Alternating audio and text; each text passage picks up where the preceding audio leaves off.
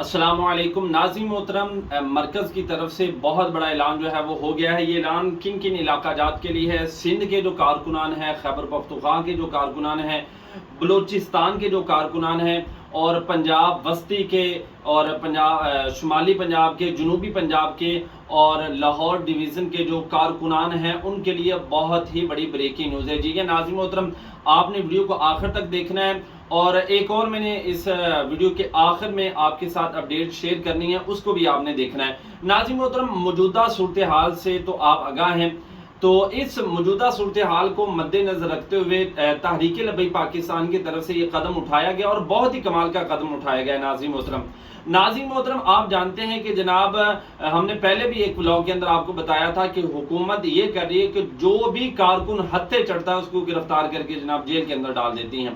تو تحریک لبیک پاکستان نے ان تمام صورتحال کو مد نظر رکھتے ہوئے ایک باقاعدہ نوٹیفیکیشن جو ہے وہ جاری کیا ہے، اور اسکرین پر یہ آپ دیکھ رہے ہیں جناب۔ اگر آپ کو کوئی بندہ جو ہے وہ ادارے والا تنگ کرتا ہے، کوئی بھی کسی قسم کے آپ کے معاملات بنتے ہیں، تو آپ جس علاقے کے ہیں، آپ یہ نمبر دیکھ رہے ہیں، آپ رابطہ کریں، ان تک اپنا پیغام پہنچائیں کہ جناب ہمیں بلا وجہ جو ہے اس معاملات کے اندر دھکیلا جا رہا ہے، اور ہمیں جو ہے وہ تنگ کیا جا رہا ہے۔ جس طرح ریسنٹلی میں نے آپ کو بتایا تھا کہ ایک بندے کے گھر جناب وہ گئے، دو بندوں کے گھر PP 112، وہ جناب نہیں ملے تو ان کے والد صاحب کو گرفتار کر لیا۔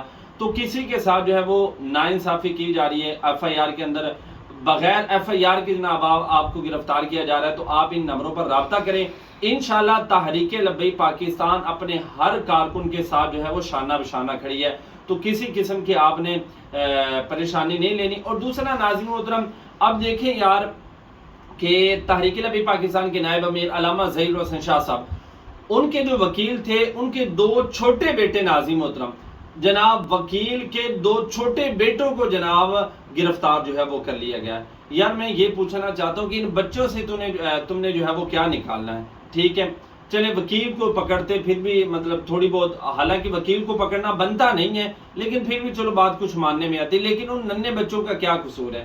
وکیل کو کیوں جناب دھمکایا جا رہا ہے، اور کیوں جو ہے وہ پریشان کیا جا رہا ہے؟ لیکن ناظرین محترم، انشاءاللہ حضور کی ناموس کے ساتھ شانہ بشانہ کھڑے ہیں۔ قادیانی کل بھی کافر تھے، قادیانی آج بھی کافر ہیں، اور قادیانی صبح تا قیامت تک کافر رہیں گے۔ اور ہمارا جو ہے اسلام، ہمارا پاکستان کا آئین یہ کہتا ہے کہ وہ کسی قسم کی جناب جو ہے وہ شرع اسلام نہیں استعمال کر سکتے۔